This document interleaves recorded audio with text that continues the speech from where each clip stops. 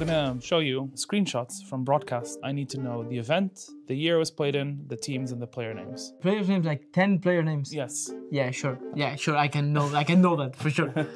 And then if you don't know, I can show you more pictures, and sometimes the pictures say... Okay. Show nice. more. First one.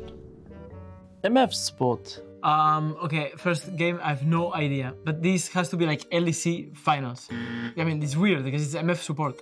But I know someone played MF support, but I don't know like when, where, who. I don't know anything. It's Worlds. The year could be 2015. I think 2016. For sure one of the teams is SKT. The other one... Okay, it's T1 against, I don't know, EDG. Samsung. Is Genji or? It's like a tiger team or something like this. The cool tigers. Lux Tigers against SKT. T1 is Wolf, Bang, FLICKR. And jungle was 2 jungle. Bengi and Blank. Is Khan the top laner? Marin. Puni. Aiko. Ah. Duke. Oh yeah, Duke, I remember. Yeah. Duke was teleporting here. Oh my god! Yeah, it's the arrow. Look at the arrow. This like... Bro, if I miss this, I'm gonna get flamed for my entire life. I'm trying to at least name the misfortune. Gorilla?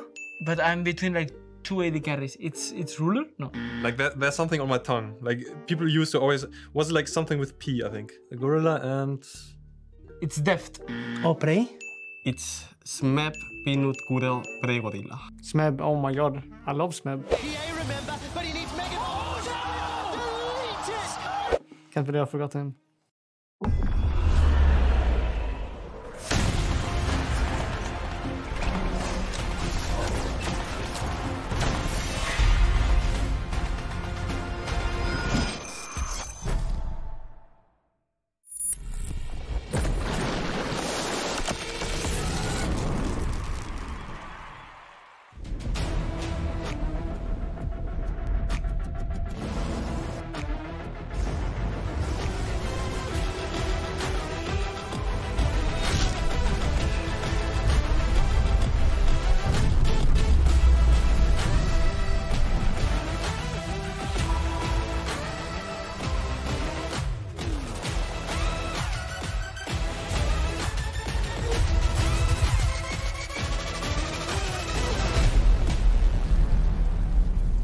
And welcome to the LEC live from Berlin, Germany, and brace yourself for a banger day as we have the French and Spanish showdown in our match of the week between KC and MDK. And at the end of the day, El Clasico between Fnatic and G2, and they will face off against each other. I am Laure, and I will be joined by Aragon and Broxa for the day as we see BDS celebrating St. Patrick's Day. Of course, they came in ready off the Rift. I hope they come ready on the Rift. How are you doing, guys?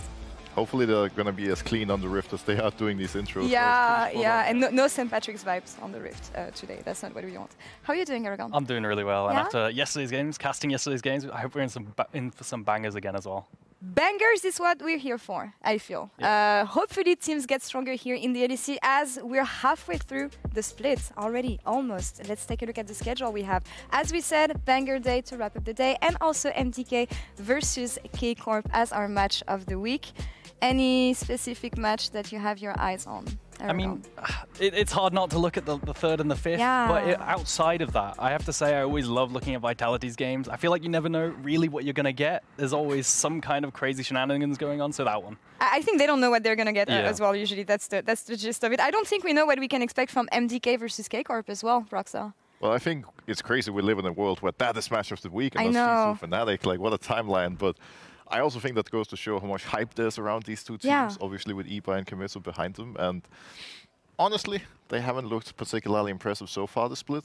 No. But at the same time, they've had some moments of brilliance. And I think, you know, there's a good chance it's going to be a fantastic game. We want more moments from these two teams. We saw some from KC yesterday, actually bringing some new picks onto the Rift. Aragon, we saw Cabochard bringing back Urgot. It has been ages. 2021 was the last time it was played in the LEC. What did we think of this pick? Yeah, 2021, a long time ago. And this pick, it means a lot to me because this was actually the first champion that I played in a professional setting. I played against XL Academy back in 2019, and I locked in Urgot, and it was a different kind of Urgot, but I'm really passionate about this. So I actually wanted to talk about why Cabochard picked it here, as well as generally why it actually is possible to be picked, especially in this kind of meta. So here what you could see is it was locked in B4, and what Urgot saw, what Cabochard saw rather, before blinding it was Nautilus, Viego, and Ahri. Now these are champions that like to go into Urgot. What you need to know is that Urgot, in terms of the archetype of champion, is a lot like an AD Gwen. He wants champions to come into him. So with these champions, what he can do as well is buffer the CC of them, whether it's the Charm, the Hook, or the Viego W, and that way he's incredibly unkillable. Now there are caveats to this, right? It is not a good blind in general, and this is why you don't see it. So the problem is he struggles against Senna, right? He could see that Senna was locked in, and Senna typically outranges him quite hard. It also has a bunch of move speed to kite the Urgot, and that is really problematic to deal with. Outside of that as well is the R5. I mean, that's the really big factor. You have so many potential counter picks. The biggest one is Olaf, which maybe Casey had some great scouting, you know, knowing that Finn didn't really play it. Another one is Poppy, but yeah, there's a plethora of picks that are really good into Urgot. Generally, outrange is really great as well. So what I hear is that there's potential within the champion, but it needs to be really situational. Did it pay off? Yeah, I'd say it did pay off, but it was hard to gauge. Because whilst they did lose, there were moments of brilliance, especially in a flank down bot side, I believe, with teleport and fights in the river. In this clip here, you can see where they just managed to one-shot. And you can see the amount of damage that Urgot can pump through. But the problem was, he got put so far behind because of macro from KC, where he was getting dived over and over again. And to see this E-flash, it looks incredibly broken, right? You get an initial pick, it turns into an AoE fear, and you can win entire fights off of that. In this kind of reset meta, it can be incredibly powerful. Where do you think it went wrong, though? Because, I mean, Casey ended up losing anyway, but was it Urgot's fault? Was the champion not impactful enough? How do you rate this impact? I wouldn't say it was necessarily purely Urgot's fault, especially since, you know, the whole map was kind of struggling. You had plays down bot side focusing, and they just really struggled to dive Zoelis whilst Urgot kept getting cross-mapped on and dove, and I think at one point he was 0-2-0 in laning phase, getting so far put behind. So at that point, it could be any champion that struggles to look good in that situation. All right, let's say I'm main top lane. That's a lie, people know this. But I want to play Urgot. What do I need to do to play Urgot? Right, so what you need to know is that Urgot is often a product of the stuff around them, the environment. So stuff like the runes, the items, if they're in a good state, he's in a good state. And the first thing that's very important is he has a lot of synergy with Fleet Footwork, okay? The obvious thing with Fleet Footwork is that it synergizes with him because it helps him secure his scaling. But something that people might not know is that Fleet Footwork works a lot like Static Shiv in that auto attacks charge Fleet Footwork. And Urgot has this really niche interaction with Fleet Footwork where the minigun actually charges the Fleet Footwork, so it charges really quickly, which means if you do something like walk on over to Gromp, you can get multiple Fleet Footwork procs, continuously procking it with the minigun, and heal up 300 to 400 with a cull if you have one, extremely quickly, and it can act as like your very own Pokemon Center if you just run on down there. In what kind of situations do you think we could see Urgot? Do you think we can see it in the LEC again?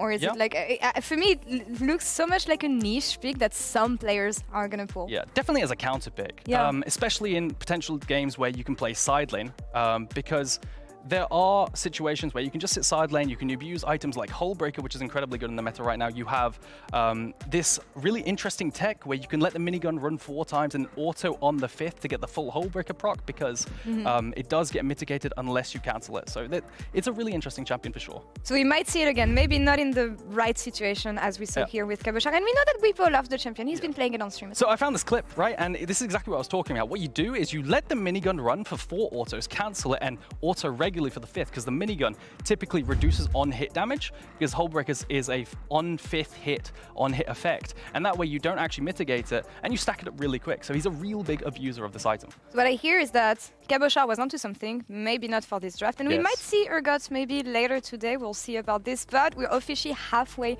through the regular season. We have 4 teams tied for last for now. I want to see hope. I want to hear hope, Rockstar. Which of these teams, as a first glance, do you see maybe making its way to the top? Who showed the most potential? And then we're going to dive into some specific players. I think it's hard to pinpoint like the exact positives of each team. I think a lot of them just mostly need to take a look at how they're playing the game, restructure and find their identity. But with that being said, I think all of them have key players that could make a difference. Like if we start with Rogue, for example, Larsen in the past has been a really strong player for them. He's been really consistent, especially in lane. The mid lane playstyle, however, has changed a bit over the years, and especially now we're seeing a lot of roaming and playmakers. That's something he did well yesterday on Ari, and if he can continue that kind of play and that kind of form, he could change Rogue's entire spring split for them. So that's for Rogue. Who in MDK would be the light of hope? I think it has to be Alvaro, doesn't it? I mean, all of winter, he was a lot of people's all-pro support and who a lot of people thought was the best one in the league. I think he's been so consistently good. Playing with Elyoya, linking up, finding plays, finding picks all across the map. And yesterday, he found some insane engages on that rail. Maybe more method on the side of MDK and going back to the basics, going back to what made them good in winter. What was it, Roxa? Well, I think the synergy between Elyoya and Alvaro was pretty on point back then. I also think Alvaro was good at finding openings, but also some of the things that we don't talk about so much, like the map control, how he sets up vision, how he sets up the way they want to play objectives. And one mistake that they made in a few of their games is that they would be in a situation to take control, but like we see here, they just instantly force a fight instead of trying to push out the side lanes, then set up vision around Baron, then rotate to mid to make the play. They just skip steps really and just immediately go for kills. And I think if they go back to just setting up the control, letting Alvaro do his thing as a support, they will immediately look like a much better team in the middle late game. And they had an amazing approach in winter. I wish they could continue onto this kind of success. Switching to KC, I have to talk about Bo. People have been sending me Bo for 2 years. Play around Bo when he was in Vitality. I know he did not find the success he expected with them. KC again. Fans are asking KC to play around Bo. We demand to play around the carry. Is it going to be enough? Is it not done enough? How do you rate the impact that Bo could have with KC? So I think KC generally has 2 players that are really strong that could make a really big difference. One is Upset, but he's an AD carry, so he doesn't have much agency over the game. But Bo, we've already been seeing him be on a complete rampage in the jungle, brute forcing plays, being decisive, being aggressive. More than anything for them, it comes down to finding the balance, finding a stop button and making sure that Bo, while getting a lot of kills, stops dying so much in every game as well. Put on a leash on the jungler. Maybe don't put a leash so much on the last jungler we want to talk about here, Peach. Sell me Peach. Why is he the light of hope for GX here? So he absolutely needs to perform. I think he's been struggling a little bit, especially in some games last week where he was just getting picked off constantly. But in the winter, he was performing extremely well, especially with Jackies. They would draft these kind of prio lanes or setup lanes with Jackies, and then they would manage to find 2v2 kills. You could see them finding 2v2 kills onto G2, right? Yike and Caps. And I wish they would go back to this formula, because right now it feels like what they're doing is they're playing entirely through bot lane. They've kind of changed everything up with playing through Patrick and Ignar, and I think this worked out better for them.